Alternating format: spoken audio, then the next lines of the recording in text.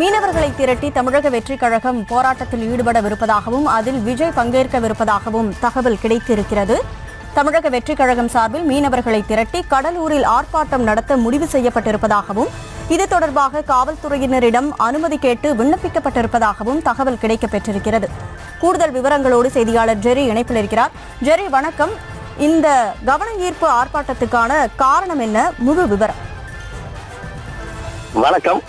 தமிழக வெற்றி கழகம் என்ற கட்சியை விஜய் துவங்கி ஓராண்டு நிறைவு பெற்றிருந்தாலும் இந்த ஓராண்டு காலத்தில் விஜய் களத்திற்கு இறங்கவில்லை. அவர் நடத்திய போராட்டங்கள் எத்தனை என்று தொடர்ச்சியாக எதிர்கட்சிகள் தமிழக வெற்றி கழகத்தை நோக்கி எதிர் கேள்விகளை முன்வைத்து வந்திருக்கக்கூடிய சூழல்ல கட்சி துவங்கி ஓராண்டிற்கு பிறகு தன்னுடைய முதல் போராட்டமாக கடலூரில் மீனவ பிரச்சனைக்காக விஜய் முதலாக களமிறங்க இருக்கிறார்.